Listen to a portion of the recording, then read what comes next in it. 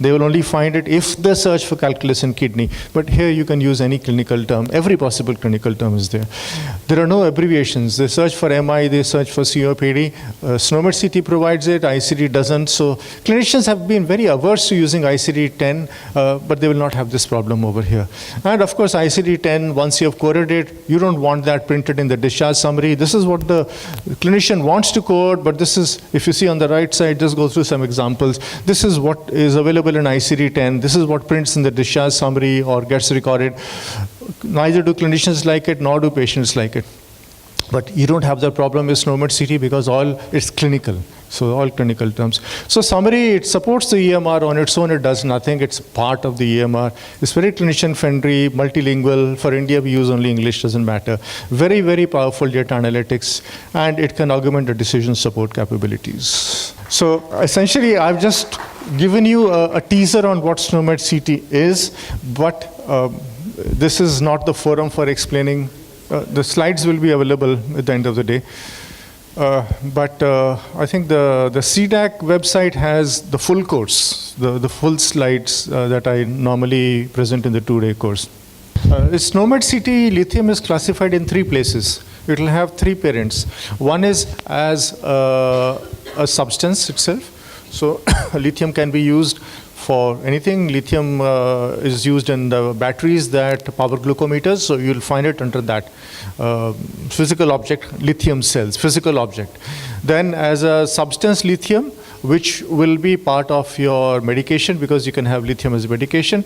And third thing will be one of the laboratory tests where you have serum lithium.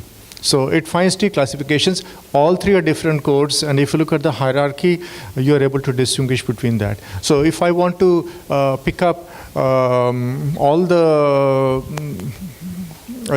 tests that can be done on a particular patient, I can look in the test hierarchy and I will find lithium there. So essentially, when you are running a query, you have to look at the parent and say this and any of the children. Or you can be specific and say just lithium, but there are 3 different things. No, lithium cell can be an implant, can be used external, but lithium cell as an implant, if it is used, I don't think it's going to have a separate code. A lithium cell is going to have a lithium code, one code. There is overlap between what you're storing in your EHR, EMR, and what you're using as SNOMED CT. The fact that it has been used as an implant, the fact that it was done surgically, it was done on a patient who is a male, all that information will come from the EMR. The code of lithium cell will come from SNOMED CT. It's a tremendous knowledge, and so you're recording in one thing, you're reporting in one thing, we're toggling between the entire space of SNOMED on some. We've with difficulty managed to find coders for ICD-10. So at a very practical level, as a hospital administrator, operator, what do we choose? What do we learn? What are the apps available which can auto-code? How do I store these 2? What should we train the doctors and the teams on? So I think we live in a world of cheat sheets. Everybody reads the Russell guide, not the main book. We want the guide. So help us through that one. Yeah. So unfortunately, it looks like SNOMED CT is very complicated for the hospital to use. It's not. It is complicated for the designer to incorporate into the EHR. With ICD-10, we are actually having to split the doctor's entry because the doctor enters in free text or something like that because he cannot find the corresponding codes in ICD-10. So we don't even ask him to use ICD-10. Part B of the exercise is that the medical record person uses it to code. In SNOMED CT, the 2 are converted into one exercise. Because the clinician can find it, he is searching, like if you go onto a Google thing, you search, normal things you find, you always find what you're searching for. And the moment you select that term, the doctor doesn't know. He's finished the coding. There is nothing left for the ICD, for the medical records department. Coding happens in real time at the clinician interface without the clinician even knowing that he's coding. Thank you. So this is perfectly what I was looking for. And you know, I've been the greatest proponent of SNOMED CT. So what I would request, for all of us to this is look at what is the 12-month, 24-month roadmap, And how are we going to move to that? The insurance accepting SNOMED CT is a transformational step. So will that happen in 6 months? And why I wanted to raise the debate on all that is that these things will happen when all of you start asking for these things to happen.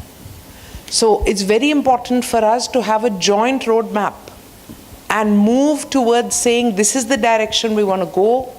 This is NLP, this makes it easier, this reduces confusion, therefore the research capability is better and the clinician is directly involved in the data capture and the documentation and the coding.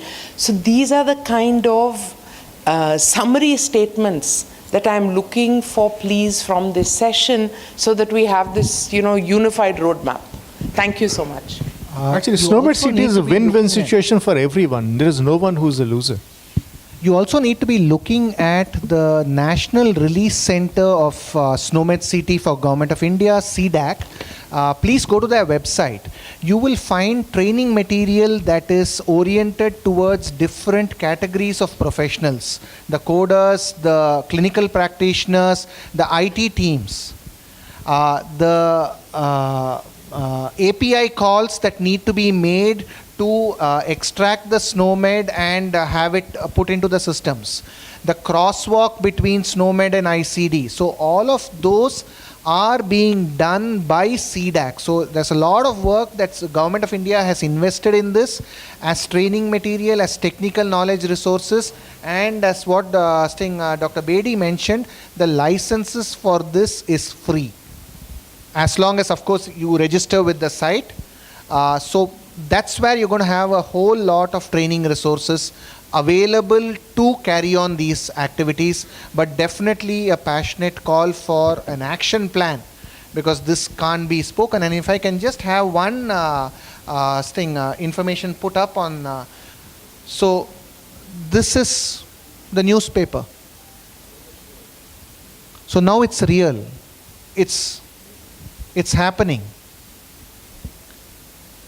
There are going to be dates that are announced, and like what Dr. Bedi mentioned, there's going to be a series of meetings happening in November to have the draft ready and put up on the Ministry of Health and Family Welfare website so that it invites public comments.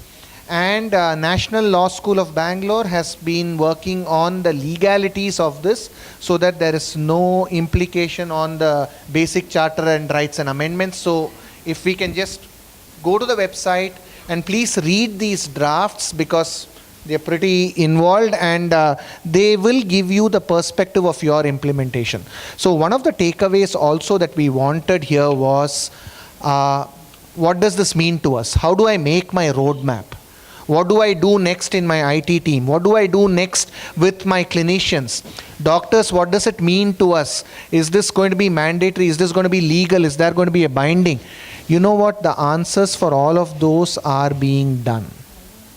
But each of us will first have to take time to read, understand, and formulate for ourselves what this means to all of us, and then go back to the public website and make comments so that it actually works to something that can be effective for Indian healthcare and we don't make the mistakes of the West. So that's something that I really want people to take back as a thing.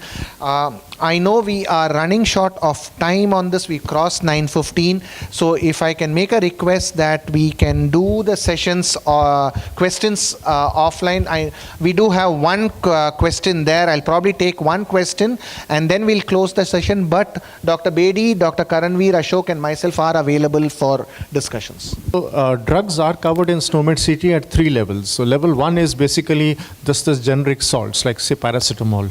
Level 2 is paracetamol tablet 500 milligrams, paracetamol injection 500 milligrams. So that's the generic and the dose combination. The third level is the brands like Calpol and Crocin and all that. SNOMED CT provides inbuilt level 1 and level 2. Level 3 is left for each country to add on as extension. So if you look at UK, they have their drug extension, which is level 3. In India, we have been wanting to have a national drug database which we can plug on as a third layer, but unfortunately that's not happening.